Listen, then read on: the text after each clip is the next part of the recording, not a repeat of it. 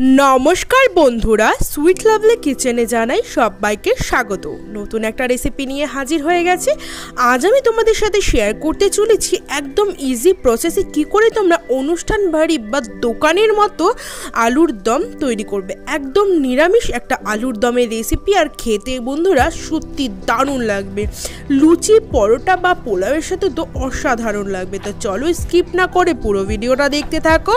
আর তোমরা যদি আমার এই ভিডিওটা ইউটিউব চ্যানেল থেকে দেখে থাকো, চ্যানেলটিকে সাবস্ক্রাইব করে পাশে থাকা বেল আইকনটি প্রেস করে দিও। তো বন্ধুরা, প্রথমেই যেটা করব, আমি কড়াই বসিয়ে দিয়ে দিলাম এতে সরষের তেল।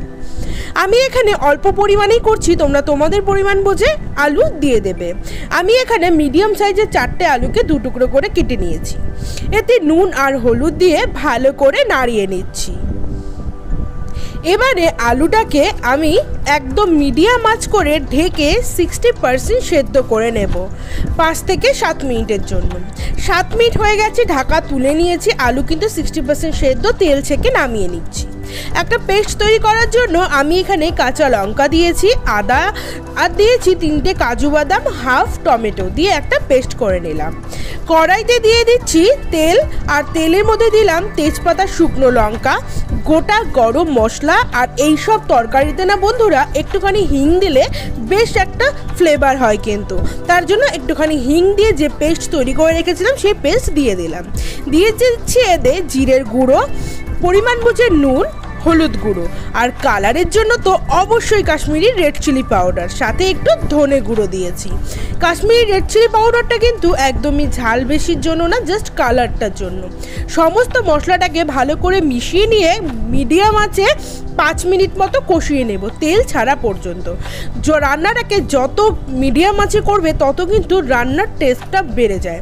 তো দেখো মশলা কষানো কমপ্লিট, মশলা থেকে তেল ছেড়ে দিয়েছে। এই পর্যায়ে আমি এতে দিয়ে দিলাম হাফ কাপ দুধ। তোমরা দুধ না থাকলে একটুখানি জলও ইউজ করতে পারো, বা যেহেতু আমি একটু কষা কষা টাইপের বানাবো তাই কিন্তু এখানে জল ইউজ করলাম না, আমি হাফ কাপ দুধই দিলাম, তাতে খেতে দারুণ হয়। তো এবারে আমি দিয়ে দিচ্ছি এতে ভেজে রাখা আলুটাকে দিয়ে মশলাটার সাথে আবারও একটু নাড়িয়ে নিয়ে আমি ঢাকা দিয়ে হতে দেব মিডিয়াম আঁচে একদম 3 মিনিট মতো।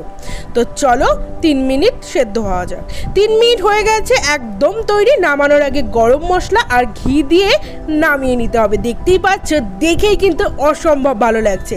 যখনই দেখবে তরকারি থেকে তেল ছেড়ে দিয়েছে তাহলে ভাববে পারফেক্ট রেসিপি তৈরি। তো চলো বন্ধুরা, ঘি গরম মশলা দিয়ে ভালো করে নাড়িয়ে নিলাম। এবারে প্লেটিং করে আসছি। তো বন্ধুরা, তৈরি হয়ে গেল একদম দোকানের মতো কষা কষা নিরামিষ আলুর দম। সত্যি বলছি, খেতে না দুর্দান্ত হয়েছিল। সেম এইভাবে একবার বানিয়ে দেখো, বাড়ির ছোট থেকে বড় সবাই কিন্তু আঙুল চেটে খাবে। তোমরা এটাকে পরিবেশন করতে পারো লুচি, পরোটা বা পোলাওয়ের সাথে। পোলাওয়ের সাথে চিকেন মাটন কষা তো সবাই খেয়েছো, একবার এইভাবে কষা কষা আলুর দম খেয়ে দেখো, দারুণ লাগবে। তো আজকের জন্য টাটা, দেখা রেসিপিতে, বাই।